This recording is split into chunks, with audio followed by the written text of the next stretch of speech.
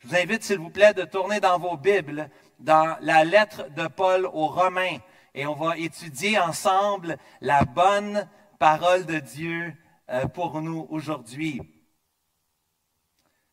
On va lire ensemble dans Romains chapitre 5, au verset 1er. Romains chapitre 5, verset 1. Étant donc justifiés par la foi, nous avons la paix avec Dieu par notre Seigneur Jésus-Christ, à qui nous devons d'avoir eu par la foi accès à cette grâce dans laquelle nous demeurons fermes et nous nous glorifions dans l'espérance de la gloire de Dieu. Bien plus, nous nous glorifions même des afflictions, sachant que l'affliction produit la persévérance, la victoire dans l'épreuve, et cette victoire, l'espérance. Or, l'espérance ne trompe point, parce que l'amour de Dieu est répandu dans nos cœurs par le Saint-Esprit qui nous a été donné. Car lorsque nous étions encore sans force, Christ, au temps marqué, est mort pour des impies. À peine mourrait-on pour un juste. Quelqu'un, peut-être, mourrait-il pour un homme de bien. Mais Dieu prouve son amour envers nous. En ce que lorsque nous étions encore des pécheurs, Christ est mort pour nous. À plus forte raison donc, maintenant que nous sommes justifiés par son sang, serons-nous sauvés par lui de la colère. Car si, lorsque nous étions ennemis, nous avons été réconciliés avec Dieu par la mort de son Fils, à plus forte raison, étant réconciliés, serons-nous sauvés par sa vie. Et non seulement cela, mais encore, nous nous glorifions en Dieu par notre Seigneur Jésus-Christ, par qui maintenant nous avons obtenu la réconciliation. Quel passage extraordinaire! Quel passage! Je pense que si je devais choisir un message, un passage, pour résumer, pour parler de toute la lettre de Paul aux Romains, je pense que j'irais ici.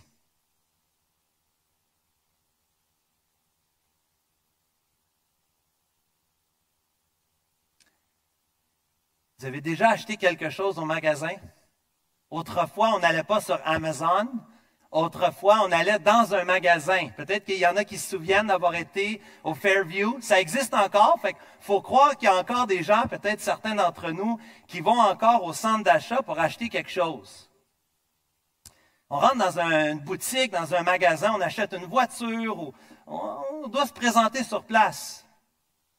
Et le représentant, le vendeur, il fait sa job. Des fois, on est déjà convaincu, mais des fois, on a besoin d'un petit coup de pouce, un petit encouragement. Puis un bon vendeur, il ne fait pas juste te beurrer puis te dire un paquet d'affaires. Un bon vendeur, il sait te montrer les bienfaits du produit ou du service. Il veut te montrer les privilèges. Hey, t'achètes ça, là, puis voici ce que ça va faire. Voici ce que ça donne.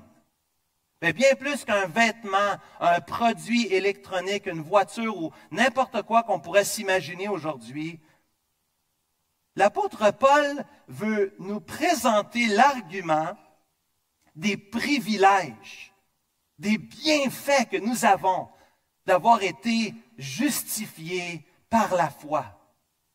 C'est comme son argument de clôture. S'il veut terminer, depuis déjà le chapitre 3 au verset 21, déjà il a commencé à parler de la justification par la foi. C'est comme si ici maintenant, il enfonce le dernier clou.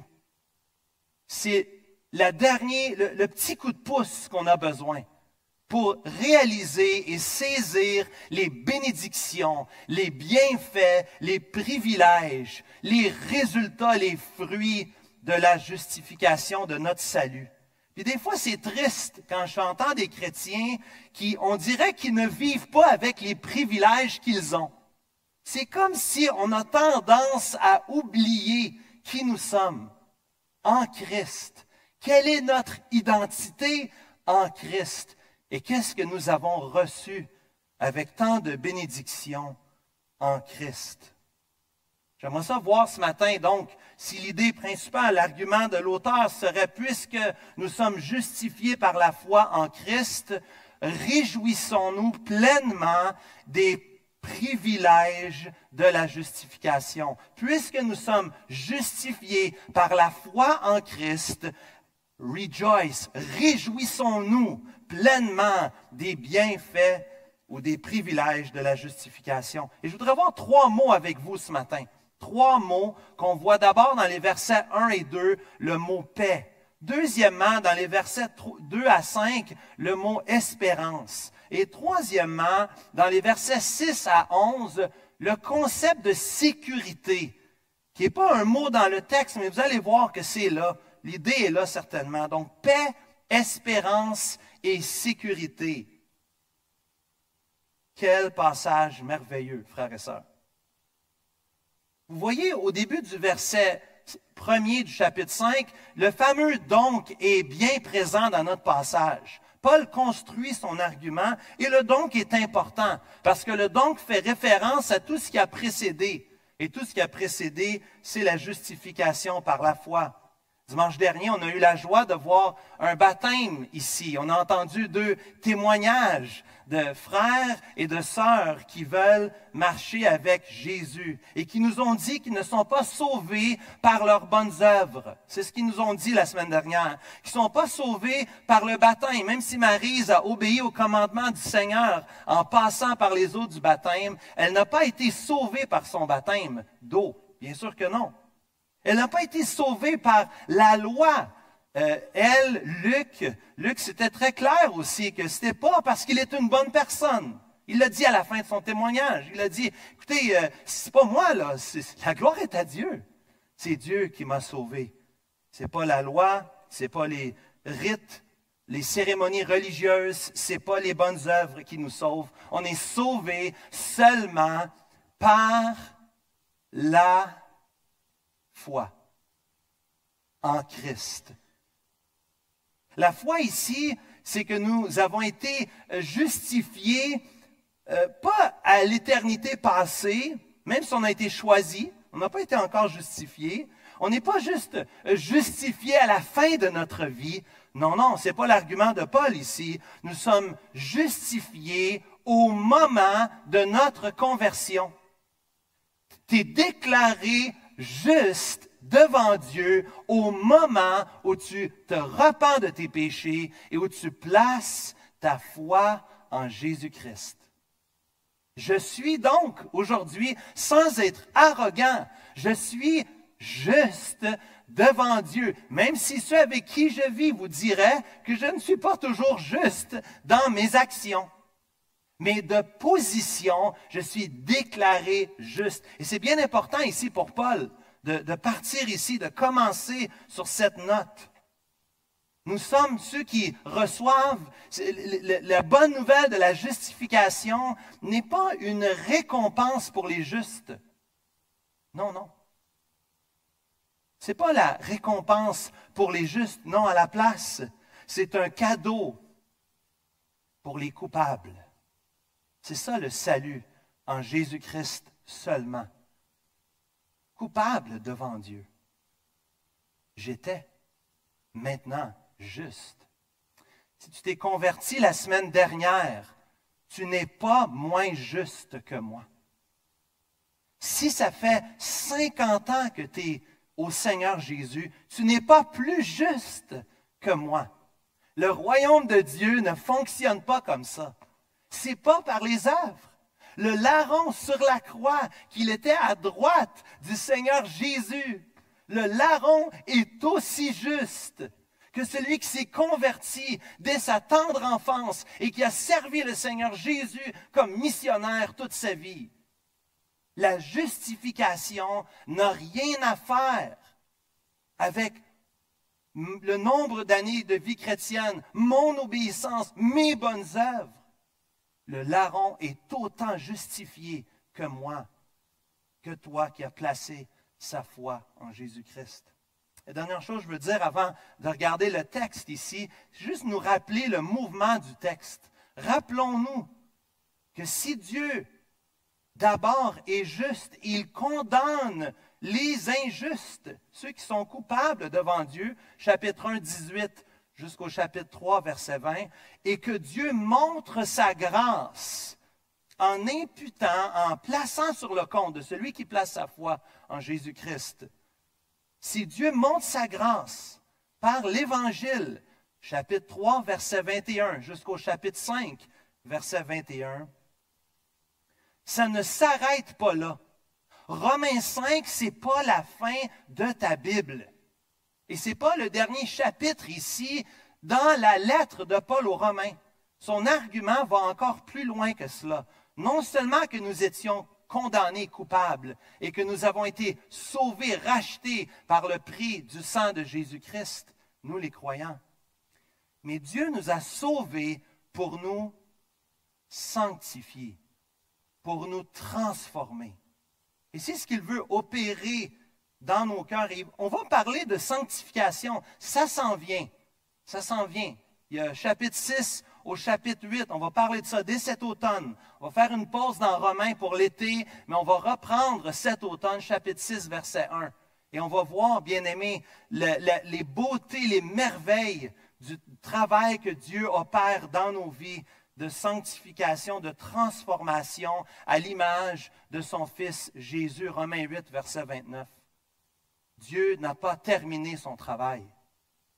Dieu ne t'a pas seulement sauvé pour que tu fasses partie de la gang. Dieu t'a sauvé parce qu'il veut t'utiliser. Comme un bon père s'est impliqué, une bonne mère autour de la cuisine, elle s'est impliquée les enfants, les papas quand on change les pneus, quand on fait des travaux dehors, on implique nos enfants, on les amène avec nous. Dieu, de la même manière, nous sauve pour aussi nous transformer à l'image de son Fils. C'est important d'avoir ça en tête parce que le chapitre 5, c'est de l'essence dans le moteur. C'est ça qui remplit, c'est la borne de recharge rapide de Dieu. Rappelle-toi de Romains 5, quand on va parler d'obéissance plus tard au chapitre 6, 7, 8, quand on va parler de ce que ça veut dire de façon concrète, chapitre 12 à 16. Il faut se rappeler de Romains 5. C'est l'essence dans le réservoir. Et l'essence dans le réservoir, Romains 5, verset 1, premièrement, c'est la paix que nous avons avec Dieu. La paix avec Dieu. Peut-être tu te poses la question aujourd'hui, comment ça, la paix avec Dieu? Avant, nous n'avions pas la paix avec Dieu. Cela implique que nous étions en guerre. Si nous sommes en paix aujourd'hui à cause de Jésus, bien, avant, on était en guerre avec Dieu. C'est vrai. Mais je pensais que Dieu était bon, que Dieu pardonne tout le monde. C'est pas grave. Dieu est bon, il pardonne. Dieu est bonasse. Non, ce n'est pas ce que l'Écriture nous dit. L'Écriture nous dit que nous étions sous la colère de Dieu. Romains 1, 18. Romains 5, verset 9, le passage que nous étudions. Regardez au verset 9, un peu après, que nous étions sous la colère de Dieu. Nous avons été sauvés par lui de la colère. Et même Éphésiens chapitre 2, verset 3, Paul va dire dans son autre épître que nous étions des enfants de colère. Ennemis de Dieu. J'étais ennemi de Dieu. Autrefois, étranger, ennemi de Dieu par vos pensées. Tu n'as pas besoin de rien faire avec ta bouche ou avec tes mains ou avec tes pieds ou avec ton corps pour pécher contre Dieu. Juste dans tes pensées. Nous étions autrefois étrangers, ennemis par vos pensées et par vos mauvaises œuvres, bien sûr, qui confirment. La bouche parle de l'abondance du cœur. Ce que tu fais, bien, ça vient de tes pensées, de tes réactions, de tes impulsions. Colossiens 1, verset 21, c'est ce que ça dit. Tu es autrefois étranger, ennemi par nos pensées, par nos mauvaises œuvres. C'était nous, ça. Étrangers, ennemis. On était contre Dieu. Et qu'est-ce que Dieu a fait? Qu'est-ce que Dieu a fait? Regarde au début du verset 2. On lit vite, puis on passe à côté d'une perle. Qu'est-ce que nous avons ici? Nous avons accès auprès de Dieu. Accès à cette grâce. Nous qui étions ennemis, nous avons été réconciliés, c'est là où il s'en va. Nous étions autrefois des ennemis. Maintenant, Jésus dit qu'il nous appelle ses amis. Nous avons accès à la grâce de Dieu. Nous pouvons nous approcher avec assurance du trône de la grâce pour être secourus dans nos besoins. On trouve, et au trône de la grâce, qu'est-ce qu'on obtient? Ce matin, Roy en a parlé à l'école du dimanche. Ce qu'on obtient, c'est la miséricorde, la grâce. On l'obtient au trône de grâce. Nous avons accès, bien-aimés, enfants de Dieu. Nous avons accès auprès de Dieu. Un accès restreint. Ce n'est pas tout le monde qui a accès auprès de Dieu. Négatif. Je n'ai pas accès, moi, à Justin Trudeau. Je sais c'est qui, je connais un peu sa vie. Pas accès à lui. Legault. Hey, Messi, il était à Montréal, hein, les gars? Il était à Messi. Le parti de soccer, il a joué contre le CF Montréal. Il n'est pas venu souper chez nous. Je n'ai pas accès à lui. Pas accès à Taylor Swift. Prenez n'importe qui que vous voulez, un artiste, une personne connue. J'ai-tu accès? Je sais un peu sur sa vie, mais vraiment? Chrétien, mon frère, ma sœur, nous avons accès à cette grâce de la paix avec Dieu par Jésus-Christ. Aujourd'hui, maintenant, tu as accès auprès de Dieu. Accès auprès du Dieu vivant et vrai, du Dieu de l'univers, qui a tout créé par sa parole. Oui, c'est un accès restreint, mais pour nous, ses enfants, c'est un accès illimité. Restreint pour ceux qui ne connaissent pas le Seigneur. Les autres, ils n'ont pas accès, mais nous, bien-aimés, par le voile qui a été déchiré, par le sang précieux de Christ, nous avons accès au trône, à cette grâce. Un accès direct, pas besoin de passer par un intermédiaire, un médiateur, un homme, pas besoin d'aller se confesser, aller au confessionnal. Ben non, perds pas ton temps, va direct. Tu as directement accès, un accès privilégié, un accès non mérité. Je ne mérite pas ça. Un accès permanent. Parce qu'il est toujours disponible. Il est omniscient. Il est omniprésent. Il est partout. Il peut t'entendre. La ligne n'est jamais occupée. Jamais tu tombes sur attente. Jamais. Jamais on va te dire que ton appel est important pour toi. Non. Il est disponible. Un accès constant et un accès bien-aimé. à la grâce de Dieu. Quelle grâce! La paix de Dieu. Nous avons la paix de Dieu. Une paix que personne ne peut nous enlever. Jamais personne ne peut t'enlever ça. Parce que c'est une paix intérieure. Tu as la paix avec Dieu par le souverain Seigneur, Sauveur Jésus, Messie oint par l'Esprit Saint. Regarde les mots là. Tu as accès à cette grâce par une personne. Le souverain, Sauveur, oint de l'Esprit Saint. Ce qui fait la différence, Édouard le dit tantôt, ce qui fait la différence, c'est qu'on a Jésus. Ça fait toute la différence. C'est pour ça que je suis sûr de ces choses-là, parce que si c'était par rapport à moi, c'est sûr que je serais perdu. Si ça dépendait de mon obéissance, je serais découragé. Laissez-moi vous dire, je serais extrêmement découragé. Je ne me pense pas si bon que ça.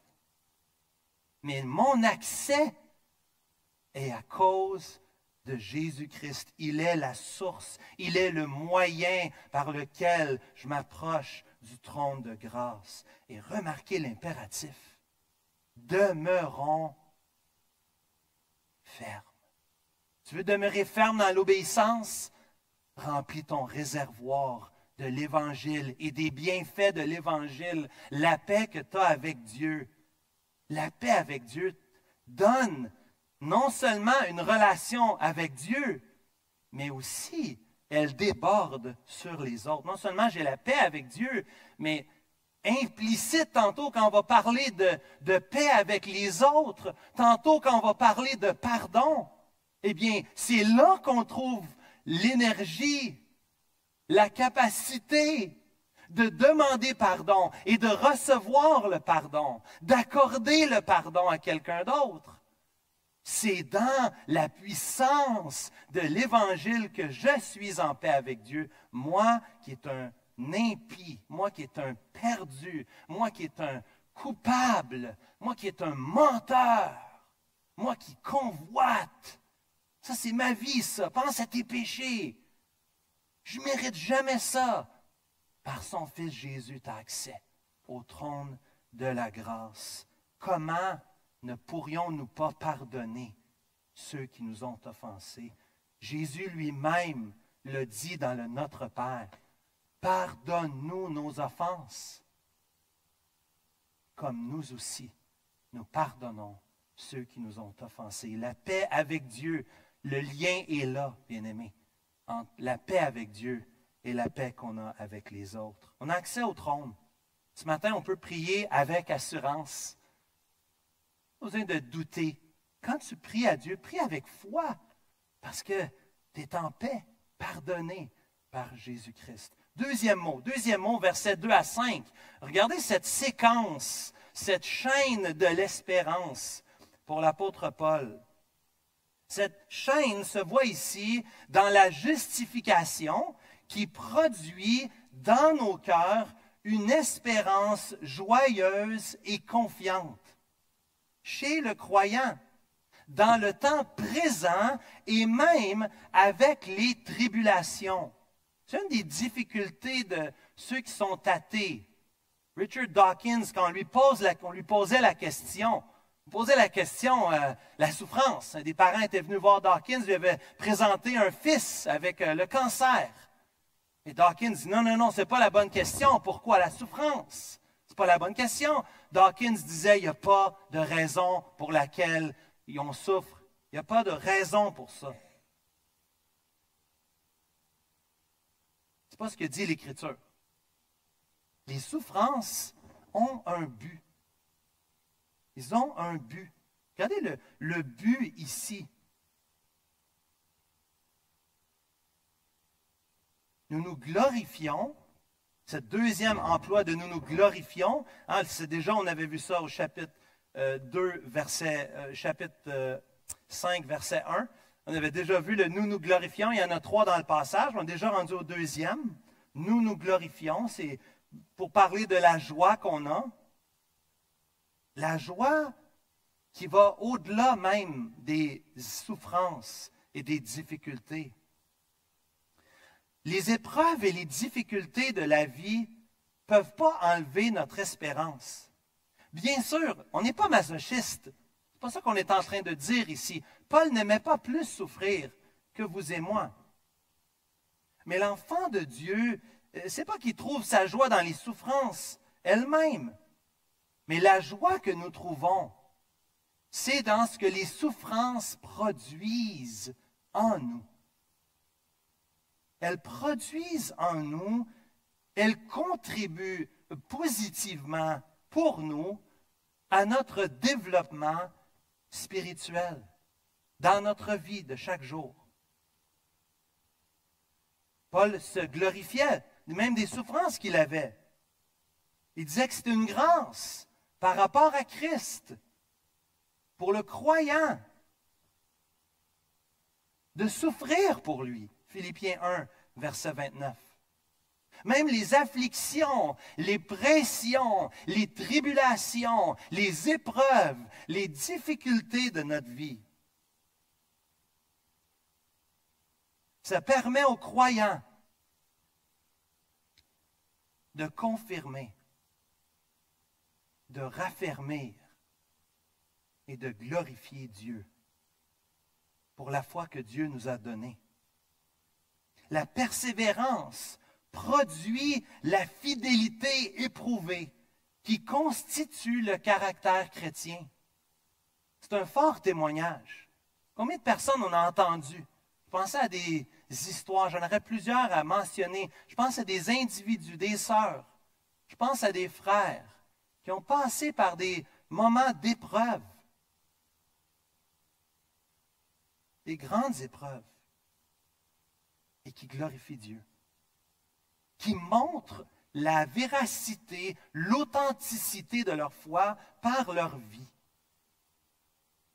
Il y a un travail qui se fait dans le temps. On est éprouvé dans le temps.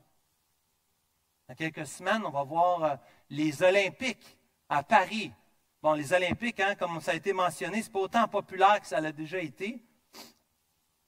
Mais est-ce que vous pensez que l'athlète qui lève des gros poids, là, hein, puis qui veut gagner la compétition d'être celui qui lève le plus de poids, est-ce que vous pensez qu'il s'est inscrit 2 semaines avant la compétition? Est-ce que vous pensez qu'une semaine avant la compétition, il ressemblait à moi? Puis là, il a commencé à manger bien de la protéine, puis ressembler plus à Larry, là, qui est avec nous dans la pièce ici aujourd'hui, là. Est-ce que vous pensez que ça s'est fait du jour au lendemain? Qu'est-ce que vous pensez? C'est comme ça que ça fonctionne. C'est des semaines, c'est des mois, c'est des années d'entraînement, de nutrition, d'exercice, de se pousser, de se dépasser. Et la vie chrétienne, bien aimée, alors que nous sommes sauvés par la foi, Dieu permet des épreuves dans le temps pour nous exercer, pour exercer notre foi, pour montrer que notre foi résiste à l'épreuve, que la fidélité de Dieu dans nos vies produit une espérance glorieuse. Parce que le chrétien met l'accent sur l'espérance à venir plutôt que sur les luttes présentes. Plutôt que d'être pris dans l'immédiat. Le chrétien est appelé à regarder à ce qui s'en vient. Ma grâce te suffit. Le Seigneur a dit à l'apôtre Paul, car ma puissance s'accomplit quand tu fais des bons efforts. Ma puissance s'accomplit quand vraiment, là, tu es dans ton meilleur, là. Tu lis ta Bible à tous les jours, tu pries, ça va bien. C'est là que je peux vraiment me servir de toi. Ma puissance s'accomplit dans ta faiblesse. Je me glorifierai donc bien plus volontiers, 2 Corinthiens 12, 9, de mes faiblesses, afin que la puissance de Christ repose sur moi.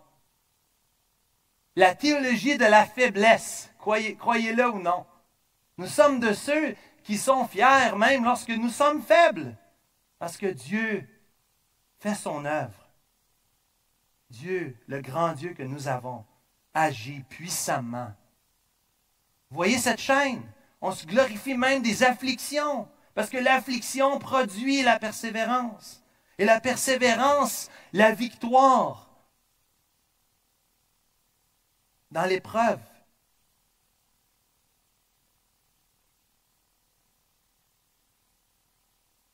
Et cette victoire, l'espérance. Une espérance que nous avons, une certitude, une garantie que l'Écriture nous donne, que Dieu nous donne, basée sur l'amour de Dieu dans nos cœurs. Va au verset 5. L'amour de Dieu dans nos cœurs, que nous expérimentons à travers le Saint-Esprit, qui sont des preuves et médiateurs de l'amour de Dieu dans le cœur du croyant. Il y a quelque chose dans ton cœur qui se produit, chrétien, disciple de Jésus. Tu ressens l'amour de Dieu pour toi. C'est pour ça qu'à chaque dimanche, il faut revenir pour se recentrer, pour adorer Dieu, pour se rappeler que c'est lui qui nous a tellement aimés. Et le Saint-Esprit, dans nos cœurs, il confirme cela. Il a ce rôle, le consolateur, de marcher avec nous, de marcher à nos côtés et de nous aider à nous rappeler que nous avons une paix, nous avons une espérance que personne ne peut nous enlever. Il y a de l'espoir, mon frère, ma sœur. Au milieu de tes épreuves, il y a de l'espoir. Reviens à ce texte. Si tu vis dans l'épreuve présentement, encercle les versets 2 à 5. Reviens là-dessus. Médite sur ça. Médite sur ce que Dieu est en train de faire. Et l'amour de Dieu pour toi, manifesté par le Saint-Esprit qui vit dans ton cœur. Il y a de l'espoir. Et notre espérance n'est pas terrestre. Ce n'est pas seulement que les légères afflictions du temps présent vont passer. Même si c'est gros ce qu'on vit. Certains ont eu des diagnostics cette semaine. D'autres vivent des épreuves dans leur famille, avec leurs enfants ou avec leurs parents. D'autres ont peut-être perdu leur emploi cette semaine. Je ne suis pas en train de banaliser les souffrances du moment présent. Mais si on considère toute chose, si on considère notre espérance céleste, notre salut, notre justification ultime devant lui, et ce pour l'éternité, il y a espoir maintenant, aujourd'hui, dans ton épreuve. Jésus est là. Il veut produire en toi ces fruits de la justification. Il veut produire en toi la persévérance pour sa gloire. Il veut te donner la victoire, peut-être pas de ce côté-ci, mais de l'autre côté, de l'autre rivage. Notre espoir est en Christ. Nous sommes de ceux qui avons mis tout notre espoir dans un homme crucifié. Notre espoir est là, en Jésus-Christ. Troisième mot ce matin, troisième mot pour les versets 6 à 11. Et on tombe dans le Jean 3,16 de Romains. Le Jean 3,16 de Romains, c'est le verset 8. C'est un verset à mémoriser. Si tu ne le connais pas déjà par cœur, mémorise ça. Un deuxième devoir cette semaine, mémorise ce verset-là. C'est un verset qui est fort utile, non seulement pour évangéliser, mais ici pour te rappeler, frères et sœurs, pour te rappeler les évidences de ta justification. Dieu t'aime. C'est une section qui parle de mort, presque à chaque verset. Verset 6, 2 fois au verset 7, encore au verset 8, encore au verset 10. Sécurité, mort, comment ça marche? C'est un peu paradoxal.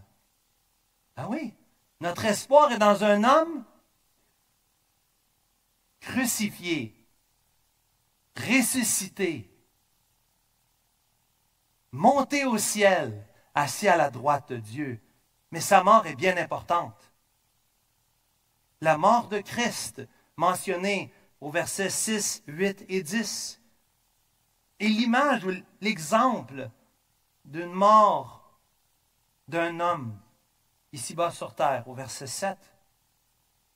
Paul veut illustrer la preuve de cet amour incomparable. Son tremplin, je crois, c'est au verset 5, sur l'amour. Il veut te montrer l'amour de Dieu. Et pour te prouver que Dieu t'aime, il n'y a rien de plus fort, il n'y a rien de plus important que de considérer la mort de Christ. Si tu penses que Dieu ne t'aime pas, lis le verset 8. Si tu penses que Dieu t'a oublié, lis le verset 8. Si tu penses que tu ne vaux pas grand-chose, lis le verset 8. Parce que les chrétiens étaient, avant leur salut, faibles, impies, fin du verset 6, incapables de la justice de Dieu devant Dieu. Regardez ce que Christ a fait. Il a pris les devants. Il a fait le premier pas. Il a donné sa vie pour eux. Pour ceux qui sont des impies, le mot impie veut simplement dire quelqu'un qui n'est pas pieux, qui n'aime pas Dieu, qui se moque de Dieu, qui se fout de Dieu. C'était moi. C'était toi. C'est peut-être encore toi aujourd'hui. Par conséquent, si à peine pouvons-nous concevoir, verset 7, que quelqu'un puisse mourir pour une autre personne qu'il aime, à combien plus forte raison l'amour de Christ qui donne sa vie pour des pécheurs et des ennemis de Dieu est encore plus précieuse. Ici, l'exemple d'une personne qui meurt pour un autre. Puis il y a des témoignages comme cela. Dans la vie, on entend parfois des gens qui se sont donnés, un parent qui s'est sacrifié, un collègue qui s'est sacrifié dans une situation extrême, pensant à l'autre qu'une famille s'est sacrifiée pour l'autre. Ça peut arriver. C'est arrivé dans l'histoire de l'humanité.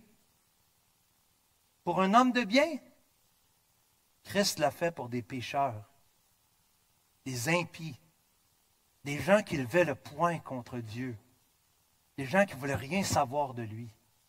Si on avait été dans la foule, vous pensez qu'on aurait été mieux que les autres? Vous pensez qu'on n'aurait pas crié « Crucifie-le » ? Je ne suis pas mieux que les autres. Christ est mort pour des gens rebelles, qui se foutaient de lui, ceux qui étaient ses ennemis. Ah, il n'est pas vraiment ennemi. Vous ne me croyez pas. Vous ne me croyez pas. Ennemi, pas vraiment ennemi. Dieu, il est bon. C'est tellement fort ce qu'on a entendu. C'est tellement fort. On résiste. Il y a une résistance dans nos cœurs. Les gens ne réalisent pas la beauté de notre salut et l'importance de notre salut. C'est normal. Si tu ne réalises pas ton état de péché, ton salut ne vaut pas grand-chose. Et c'est lui qui a beaucoup péché. Il apprécie beaucoup son pardon. Certains d'entre nous, on oublie. On a perdu de vue. On a perdu de conscience même notre état de pécheur. Et combien grande, combien belle, combien merveilleuse est notre justification, notre salut en Jésus-Christ. La preuve de l'amour sacrificiel, de l'amour immérité, de l'amour inconditionnel, de l'amour incommensurable de Dieu pour ses pécheurs est manifestée de manière subjective et objective. Dieu nous aime. Il nous a prouvé objectivement dans l'acte historique de la mort de Christ à la croix. Il y a une preuve objective. L'Écriture présente une preuve objective. Tu peux revenir à ça, n'importe où ce que tu es, même à l'hôpital. Tu peux revenir à ça et te dire, Dieu m'aime, même si c'est ma folie, même si c'est mes niaiseries, même si je suis au fond du baril, Dieu m'aime. Regarde la croix. Mais Dieu nous aime et il nous le prouve subjectivement aussi. On parle du ressenti ici par l'expérience vécue du don du Saint-Esprit dans le cœur du croyant. Ces deux preuves, objectives et subjectives, procurent un troisième effet de la justification, c'est la sécurité dans le cœur du croyant.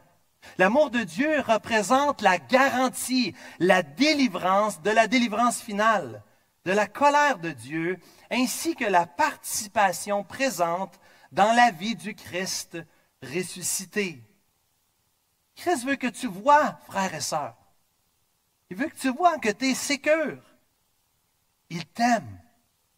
Tu le vois et tu le ressens. Nous sommes passés d'ennemis à amis. Dieu nous a donné, par la mort de son Fils Jésus-Christ, la preuve indéniable de son amour pour nous.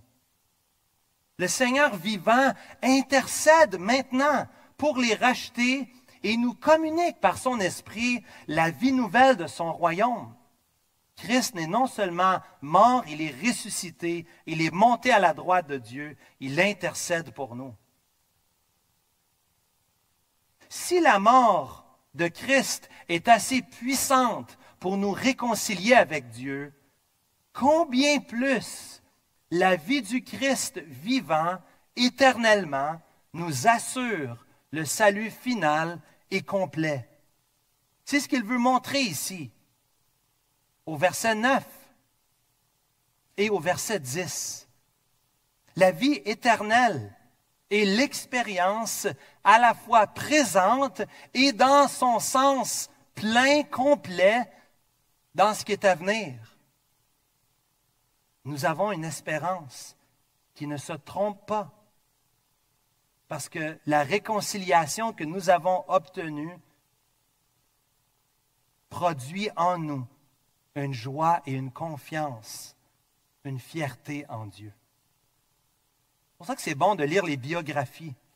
C'est bon de lire les témoignages des chrétiens qui ont passé avant nous et qui ont expérimenté ces choses-là eux-mêmes et qui nous tracent la voie, qui nous montrent le chemin.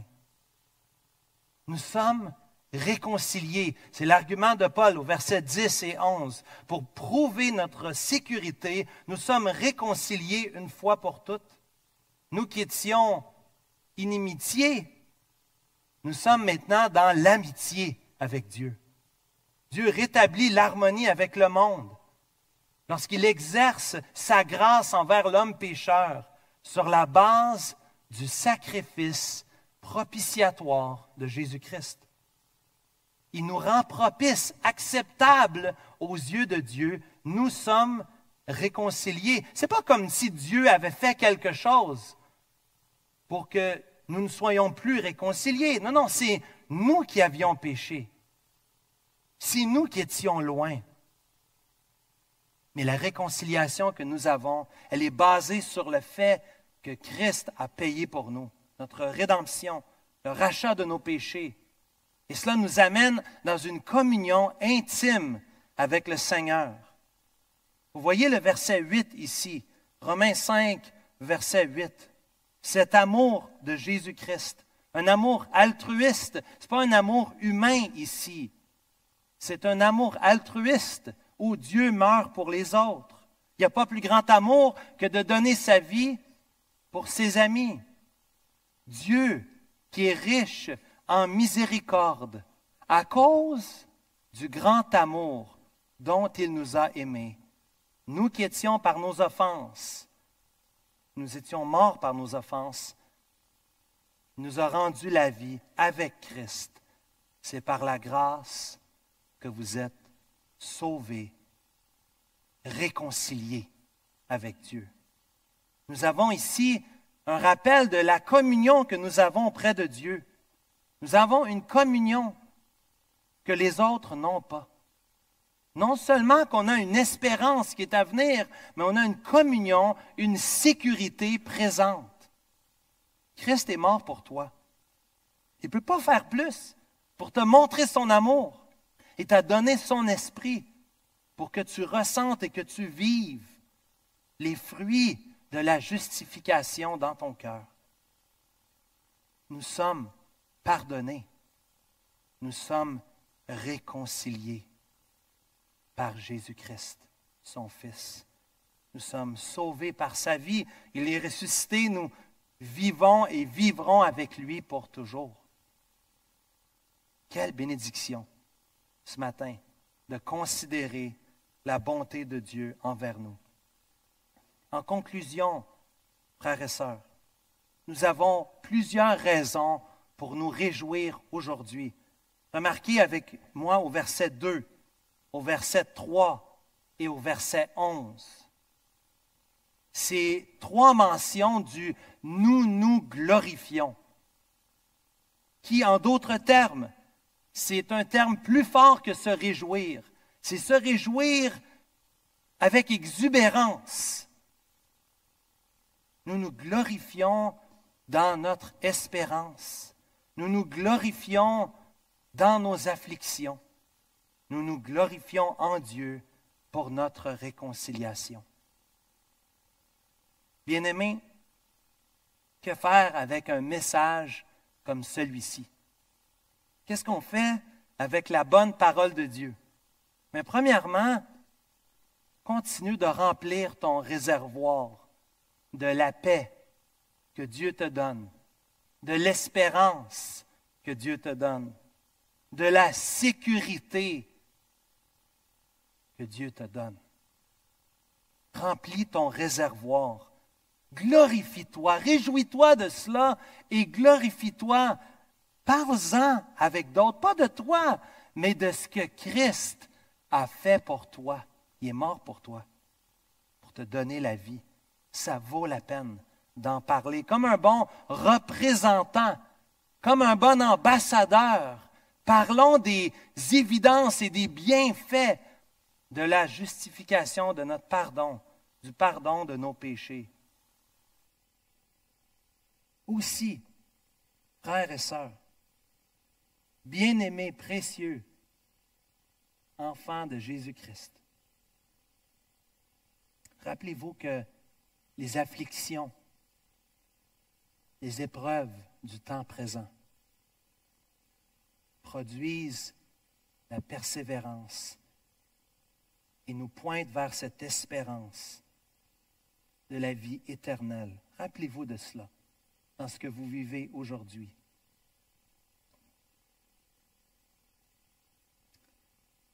Finalement, nous avons un glorieux Sauveur, digne de notre adoration. Et j'aimerais, alors que j'invite l'équipe de louange, de bien vouloir s'avancer, vous donner un instant dans votre cœur. Ce n'est pas moi qui va prier, vraiment te donner l'occasion de remercier Dieu pour le salut qu'il t'a offert en son Fils Jésus-Christ.